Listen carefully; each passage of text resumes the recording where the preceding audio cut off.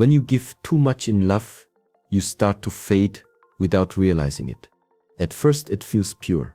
You think that loving deeply means loving completely, without limits, without hesitation. You pour your heart out, believing that this intensity will be understood, cherished, and returned. But what begins as devotion can quietly turn into disappearance. You start to disappear beneath the weight of someone else's needs, someone else's moods, someone else's happiness. And without noticing, you stop being you. Love is one of the most profound forces that shaped the human experience. It has the power to heal, to transform, and to give meaning to our days. Yet, when we love without balance, when we love to the point of erasing ourselves, it ceases to be the sacred connection it was meant to be. Love is meant to complete, not consume. It should not burn through your identity until nothing remains but the ashes of what you once were. It should not demand the sacrifice of your peace in exchange for temporary warmth. True love does not ask you to lose your essence. It reminds you of it. Many people confuse intensity with depth. They believe that giving more, doing more, sacrificing more somehow makes their love purer or stronger. They equate self-denial with devotion. But love that consumes you is not devotion. It is attachment disguised as care. When you give all of yourself away in the name of love, you are not creating closeness. You are creating dependency. Real connection is born when two complete beings come together, not when one person dissolves to fit into the space of another. You cannot pour endlessly from an empty cup, and you cannot offer peace to another when you have none left inside yourself. Love is not supposed to take you away from your own path. You should walk beside it. The purpose of loving someone is not to lose your individuality, but to expand it, to grow, to see the world through another's eyes, yet still recognize your own reflection in the process. When love turns into a force that consumes your time, your energy, your confidence, your dreams, then it is no longer love, it is imbalance. And imbalance always leads to suffering. You begin to wake up tired, not from work, but from emotional weight. You start measuring your worth by how happy you can make someone else. Every moment of silence feels like rejection. Every small distance feels like abandonment. When love consumes, it steals from both people. The one who gives too much begins to fade, and the one who takes too much loses respect for the giver. There can be no equality in a relationship where one heart bleeds endlessly just to keep the other alive. That is not partnership. It is quiet self-destruction. To truly love, you must keep a part of yourself sacred and untouched, a part that belongs only to you. It is from that inner stillness that genuine affection grows. Without it, you become dependent on another for validation, for happiness, for identity. You forget that love is not about finding completion in another person. It is about sharing the completeness that already exists within you. When love completes, it makes you feel grounded and free at the same time. It helps you discover peace, not desperation. It inspires you to grow into a better version of yourself, not a smaller one. It allows both people to evolve without fear of loss. You can give freely without feeling drained, because what you give comes from abundance, not from scarcity. When love completes, you don't lose your boundaries, you refine them. You don't silence your voice, you harmonize it with another's. To love without losing yourself means to stay awake in love, to remain conscious of your emotions, your limits, and your values. It means remembering that you are not half of a whole. You are a whole soul who chooses to share your journey. The person you love should not become your reason for living, but a companion to the life you have already chosen to live with purpose. When love consumes, it turns the heart into a battlefield. When love completes, it turns the heart into a temple. The difference is awareness, the ability to give without forgetting who you are, to care without erasing your own needs, to hold someone close without letting go of your own hand. And though the world often romanticizes the idea of losing oneself in love, the truth is that the most beautiful kind of love is one where you never have to.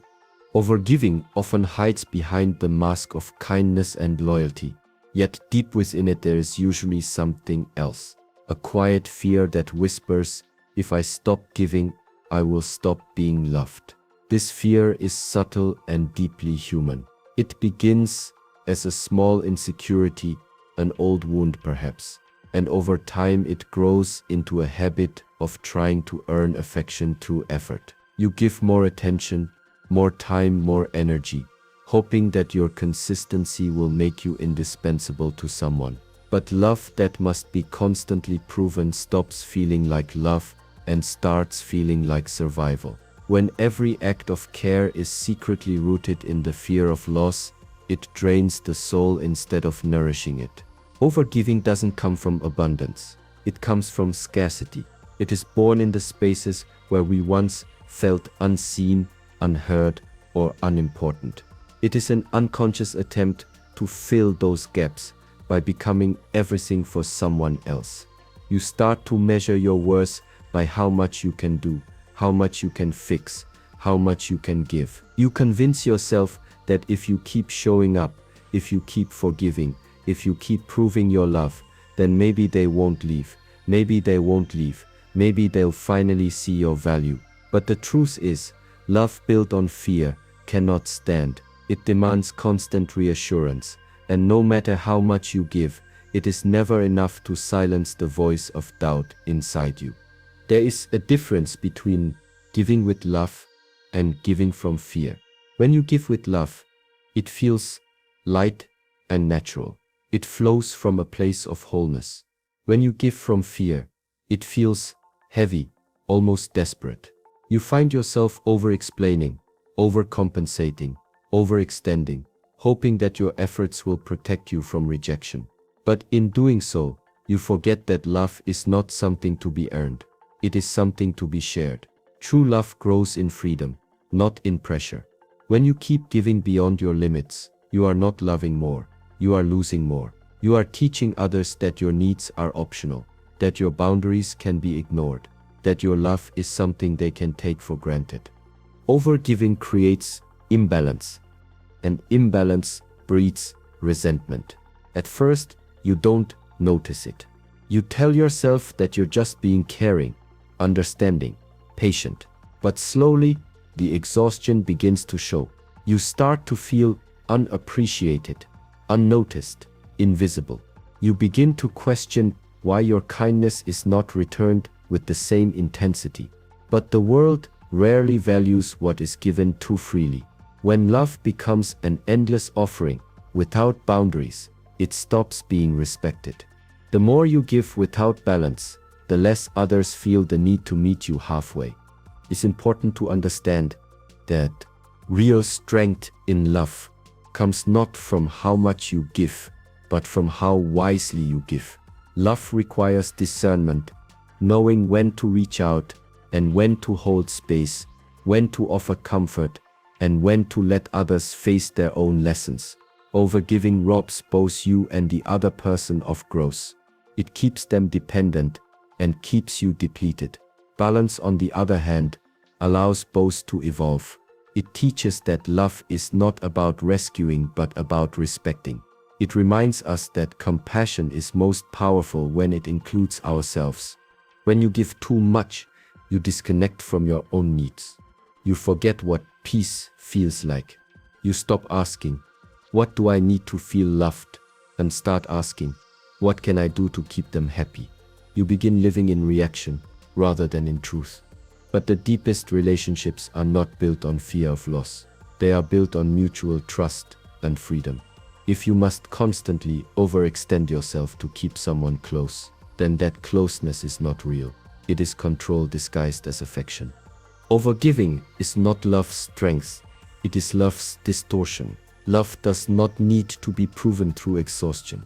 The heart was not meant to be emptied until nothing remains. When love is real, it does not ask you to give until you break. It asks you to give with balance, to share from fullness, not fear. Losing yourself in love is one of the quietest forms of pain.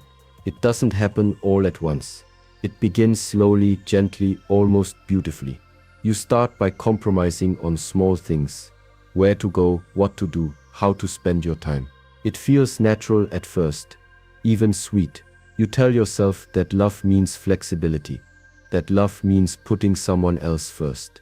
But little by little, those small acts of compromise begin to shape you into someone who is no longer entirely your own. The voice that once guided your decisions grows softer, harder to hear, beneath the noise of another person's needs and opinions.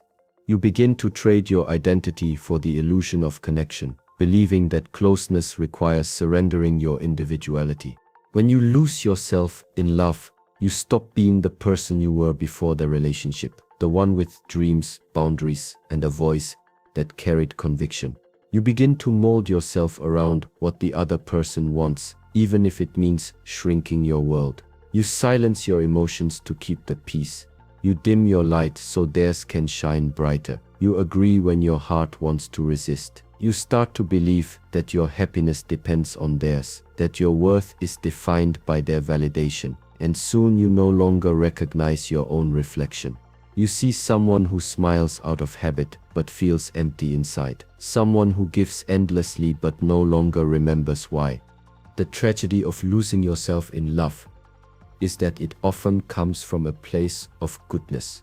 You love deeply, you care genuinely, you want to make things work.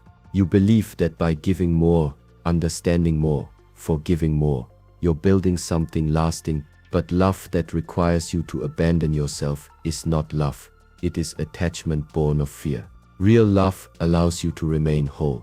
It doesn't ask you to cut pieces of yourself away to fit into another's life. Losing yourself for someone may make them happy for a while, but it leaves you hollow, disconnected from your own essence. When you forget your inner peace, you forget your foundation. You begin to live in emotional imbalance, always chasing approval or reassurance. The smallest conflicts feel enormous, because your entire sense of security depends on them. You start to question your worth the moment the other person pulls away. You no longer act from strength, you react from fear. You become trapped in the cycle of pleasing, explaining, and apologizing. The peace that once lived inside you, the calm that helped you see the world clearly, fades into the background. What replaces it is anxiety, a constant restlessness that whispers, "What if I'm not enough anymore?" Love should never cost you your stillness. It should never take away the quiet certainty that lives within you. When you are at peace with yourself, you can give love freely without losing balance. But when you lose that peace, love turns into dependence. You start confusing chaos with passion and silence with safety. You cling to relationships that no longer nurture you, because you've forgotten how to stand on your own. You forget that solitude isn't loneliness. It's the space where your soul breathes and your clarity returns. When you lose yourself in love, you also lose your boundaries. You start allowing what once felt unacceptable. You forgive too easily, stay too long, and tolerate too much. You tell yourself that love means endurance, that real love survives anything. But endurance without self-respect is not love. It is submission.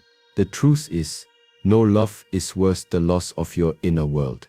The peace you carry inside is sacred, and when you let it slip away, everything else begins to crumble. Your confidence, your joy, your ability to see clearly. To love and remain whole means to never forget that you are already enough. It means staying connected to your values, your intuition, your rhythm. Losing yourself might seem like a sign of deep love, but it is actually a sign that you have forgotten your own importance. The heart that loses itself in someone else's story must one day find its way home again, to silence, to balance, to the gentle truths of its own worth. True love is not about losing yourself to someone else. It is about finding a rhythm where both hearts can move together without one silencing the other. It is not built on sacrifice, but on balance. Love becomes painful when it turns into a competition of who can give more, who can endure more, who can lose themselves faster for the sake of harmony. That is not harmony. It is imbalance disguised as devotion. When you give up too much of yourself, when you surrender your needs, your opinions, your emotions, just to keep the relationship peaceful, you create a love that looks calm on the surface but feels chaotic within. True love does not demand the sacrifice of self. It asks for presence, understanding, and equality. To love another person deeply, you must first stand firmly in who you are. You cannot offer real connection from a place of emptiness. Love requires that both souls bring their fullness to the table, their dreams, their fears, their truths. Balance in love means that both can express, both can listen, both can grow without one person having to disappear. It is not about losing control or dominance. It is about creating a shared space where both feel seen and safe. Balance is when love nurtures you as much as it challenges you, when it grounds you instead of consuming you. When love turns into sacrifice, it becomes uneven. You begin to give because you're afraid of what will happen if you don't. You begin to stay silent, to avoid conflict, to agree to avoid rejection, to give more even when your energy is gone. But love that demands silence and exhaustion is not love, it's dependency. True connection thrives in honesty, not obedience. It flourishes in freedom, not in fear. When you are balanced in love, you are not afraid to speak your truth, and your partner is not afraid to hear it. Both can hold space for each other's individuality without turning it into a threat. Balance in love means respecting the space between two people. It means knowing that closeness does not require constant merging, that distance is not danger. When you are balanced, you understand that love breathes, it expands and contracts, it moves like the tides. There are moments of deep togetherness and moments where solitude strengthens the bond. If you are always trying to hold someone too tightly, you suffocate the connection. Balance teaches that real love is not about ownership. It is about trust, the ability to let someone be fully themselves and still choose them every day. Love without balance leads to emotional burnout. It drains you slowly, leaving you wondering why something so beautiful feels so heavy. You begin to equate effort with love, believing that the more you struggle, the more it means. But love was never meant to feel like a battle. When you find balance, you stop fighting for attention and start nurturing mutual respect. You stop seeking validation and start finding peace in being understood. A balanced love gives you energy, not exhaustion. It inspires you to grow individually and together. To have balance, you must learn the art of giving without losing, helping without controlling, caring without clinging. It means remembering that your happiness is your responsibility, just as theirs is theirs. You can walk beside each other, support each other, but you cannot carry both hearts alone. Balance means both partners carry their own weight in love. Both contribute to the peace that surrounds them. When only one person keeps giving, the relationship eventually collapses under the weight of uneven love. True love requires that you stay rooted in yourself while reaching out to another. It's about two trees growing side by side, not one wrapping around the other, until neither can breathe. Balance creates beauty because it allows freedom. It gives space for both hearts to evolve, for both souls to shine without shadowing one another. Love, when balanced, becomes not a place of loss, but a sanctuary of growth, where being yourself and being together are not opposites, but reflections of the same truth. Boundaries are not a sign of weakness or detachment. They are the foundation of self-respect and emotional peace. In love, many people fear that setting boundaries will make them appear distant, selfish, or unloving. But the truth is, without boundaries, love loses its direction. It turns into chaos, confusion, and quiet resentment. Boundaries are not walls built to keep others out. They are gates that determine what is allowed to enter your inner world and what is not. They are how you protect your energy, your time, and your sense of self.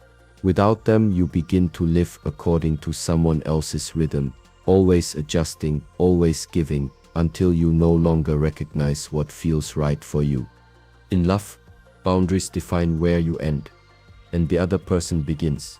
They remind both hearts that individuality is essential for connection. When you fail to set them, you invite imbalance. You begin to take on emotions that are not yours, responsibilities that are not yours, and pain that is not yours. You start apologizing for things that do not belong to you, and soon your emotional space becomes cluttered with what others leave behind. Boundaries protect you from that slow erosion of self. They teach others how to treat you, how to speak to you, how to love you. When you let go of boundaries in the name of love, you're not being kind. You're abandoning your own heart. Healthy boundaries are acts of clarity. They come from knowing your worth. When you know who you are and what you need, you no longer tolerate what disturbs your peace. You stop explaining why respect is necessary and start expecting it as a natural part of love. People who truly care for you will not be offended by your boundaries. They will be grateful for them because boundaries create safety. They build trust. They let love breathe without fear of invasion or suffocation. When two people understand each other's limits, love becomes a choice, not a burden. Boundaries are also deeply connected to self-awareness. They require you to pause and ask, what feels right to me? What drains me? What brings me peace? The answers to those questions guide the invisible lines you draw around your heart. When you ignore those answers, when you keep saying yes while your spirit is quietly begging for rest, love starts to feel heavy. You begin to carry the weight of someone else's emotions as if they were your own. But true love is not about absorbing each other's pain. It's about holding space for it with compassion, while still honoring your own peace. Without boundaries, you cannot experience real intimacy, because real intimacy requires honesty. If you're always pretending that everything is fine, if you always hide your discomfort just to keep the connection smooth, then what you have is not closeness, it's performance. Boundaries allow truth to exist between two people. They make room for genuine understanding instead of silent resentment. When you say no to what hurts you, you are not pushing love away. You are guiding it toward a healthier space. Some people fear that boundaries will push others out of their lives, but in reality, they do the opposite. They attract the right ones in. People who are drawn to your strengths, your self-respect, your honesty, will not run away from your boundaries. They will honor them. Those who only stayed because of your compliance will fade away. And that is not loss. It is liberation. Boundaries cleanse your emotional environment. They create relationships rooted in equality, not in dependency. In love, boundaries are a language. They say, I care for you, but I also care for myself. They remind both people that love is not about control, it is about respect. When you express your limits with calm and clarity, you show that you understand the balance between giving and protecting, between being open and being grounded. The heart that sets boundaries is not hard, it is wise. It has learned that love with set limits leads to emptiness, while love with boundaries leads to peace. You deserve the same love you keep trying to give away. These words hold a truth that many hearts forget when they are caught in the cycle of overgiving and self-neglect. You spend so much time pouring affection into others, listening to their pain, forgiving their mistakes, supporting their dreams, that you forget your own heart also needs care. You keep offering kindness until your hands are empty. And when silence answers your generosity, you tell yourself that maybe you didn't give enough. But the truth is, you were never meant to love only outwardly. The love you offer so freely to others is also meant to return to you, not only from them, but from within yourself. You deserve to be treated with the same gentleness you show, the compassion you give when others stumble, the patience, the understanding, the forgiveness. You deserve that too. Yet too often, people who love deeply forget themselves. They accept mistreatment as if it were part of loving.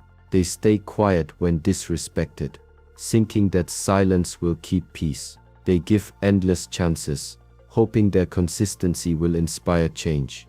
But love should not make you beg for basic kindness. The same way you make space for others' emotions, you deserve space for your own. The same way you encourage others to rest, to heal, to be seen, you deserve the same tenderness reflected back toward you. There is a quiet dignity in knowing your worth without demanding it loudly. It is the understanding that you do not have to chase what you already deserve. You do not have to earn love through suffering or endurance. The love that requires you to prove yourself is not love. It is control dressed as affection. When you begin to love yourself the way you have loved others, you stop chasing acceptance. You stop shrinking for people who cannot meet you halfway. You stop apologizing for wanting balance, honesty, and respect. The love you give becomes your mirror. It begins to reflect inward, and from that reflection grows peace. Loving yourself is not selfish, it is necessary. When you treat yourself with the same warmth you offer to others, your relationships begin to transform. You no longer accept half-hearted affection because you've learned what full love feels like within. You no longer cling to people who take advantage of your kindness because you've learned to stand alone without fear. The love you cultivate for yourself sets the standard for how the world treats you. It tells others, this is the level of care I give, and this is the level I expect. When that standard rises, the relationships that remain are the ones that truly nourish your soul. Many people fear that focusing on themselves will make them hard or distant, but self-love does not close the heart, it strengthens it. It teaches you how to give without losing balance, how to forgive without erasing your own boundaries, how to stay kind without becoming invisible. The more you love yourself, the more authentic your love for others becomes, because it is no longer rooted in need or fear. It is rooted in wholeness. You give, not to earn, but to share. You care, not to be chosen, but because compassion flows naturally from your fullness. To give yourself the same love you offer others means learning to listen to your own needs. It means honoring your tiredness, your sadness, your longing for peace. It means saying no without guilt and yes without fear. It means standing up for your heart when others forget its worth. Every time you choose rest over proving, silence over argument, boundaries over exhaustion, you are choosing yourself. That choice is not arrogance, it is healing. You deserve the same love you keep trying to give away because your heart is not a source to be drained. It is a garden to be tended. When you begin to water it with your own care, it blooms again softly, patiently, beautifully. And in that bloom, you remember that love was never meant to hurt you. It was meant to begin with you. In the end, love should never be something that costs you your peace, your identity, or your worth. It should not be a battlefield where you constantly prove your value, nor a mirror that reflects only the other person while erasing your own reflection. Love, in its truest form, is balance. It is the meeting of two whole souls who choose to walk side by side, not one behind the other. It is the quiet understanding that to care deeply for someone else, you must first care deeply for yourself. When you give too much, when you forget your boundaries, when you lose your inner stillness in the name of love, you drift away from the very essence that makes you capable of loving in the first place. The purpose of love is not to break you, it is to awaken you. It should not drain your energy. It should help you grow, expand, and find peace in togetherness. You are not meant to lose yourself in love. You are meant to discover deeper parts of who you are through it. The right love will never ask you to shrink, to silence your truth, or to sacrifice your light. It will recognize your heart, respect your limits, and value your wholeness. So hold on to yourself, even when you love deeply. Protect your peace, nurture your voice, and remember you deserve a love that feels like freedom, not captivity. When you begin to love yourself with the same sincerity you've given to others, you stop chasing what was never yours and start attracting what was always meant for you. Because real love, the kind that endures, is not about losing yourself in another, it's about finding someone who helps you come home to yourself again and again.